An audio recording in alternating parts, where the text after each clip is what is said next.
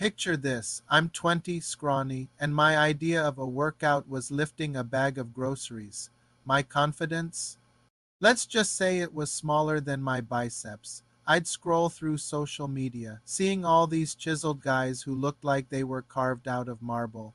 They had the energy, the physique, the life I thought I wanted. It felt like they were living in a different world, one I couldn't even get a visitor's pass for. One day I saw a picture of my dad from his younger years. He wasn't a bodybuilder, but he was strong, healthy, and had this genuine, vibrant smile. He built our family's house with his own hands. That's a different kind of strength, isn't it? It hit me then. My goal wasn't to look like a magazine cover.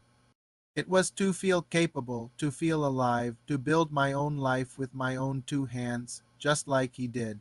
So my fitness journey began, not with a desire to build a fantasy physique, but with a need to build a better reality for myself. I didn't start by trying to lift a mountain. I started with one push up, then two. I started walking, then jogging, then running. I wasn't chasing an impossible ideal. I was just trying to be a little better than the Keel of yesterday. It was brutal at first. My muscles screamed, my lungs burned, and there were so many days I wanted to quit. I remember one particular morning, it was pouring rain, and the thought of my warm bed was so tempting.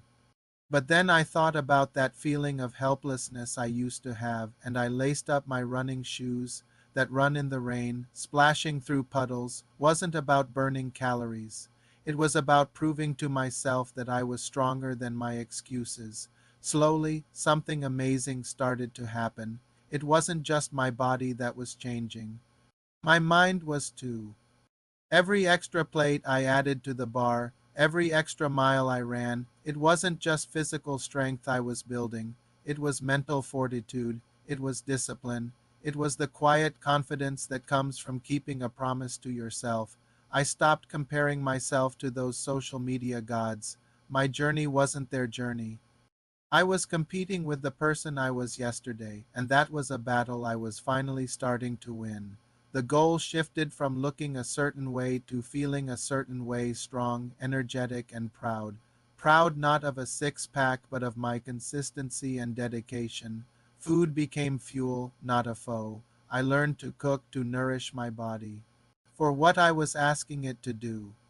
It became an act of self-respect. I discovered that eating healthy wasn't about deprivation. It was about providing my body with the best building blocks possible. And honestly, there is a unique satisfaction in cooking a meal that you know is making you stronger from the inside out. I realized that the male fantasy industry, this billion-dollar giant, often sells an illusion. It preys on insecurity, telling you that you're not enough until you look like that. It sells you an external solution for an internal problem. But true strength, true confidence, that's not something you can buy. It's something you have to build, rep by rep, day by day. The real transformation isn't what people see in the mirror. It's what you feel on the inside. It's the energy to play with your kids without getting winded. It's the strength to help a friend move their couch. It's the mental clarity that comes from a healthy lifestyle. It's building a body that serves you in your life, not just one that looks good in a photo. This industry creates a powerful narrative, and many people are looking for a way to turn their passion for health and fitness into something more. They want to help others break free from those same insecurities they once felt. They want to monetize their knowledge and journey. But how do you do that authentically? How do you tap into this massive market without selling an illusion? It's about shifting the narrative from fantasy to reality. It's about selling real, achievable results. It's about empowerment, not inadequacy. And believe me, there's a huge market for that. People are tired of feeling like they're not good enough. They're looking for real guides to help them on their real-world journey. This is a multi-billion-dollar industry for a reason. The desire for self-improvement is universal. But instead of just consuming it, you can become a part of it, a positive, authentic part. You can build a business, a brand, a following by helping people build themselves up. It's about monetizing a positive movement. If you've been on a fitness journey, if you've built a stronger version of yourself, your story is valuable. Your knowledge is a commodity. You can create a real impact and a real income. Intrigued? Good, because I've broken it down. I've put together a video on the 10 ways how to monetize the billion-dollar male fantasy industry authentically and effectively.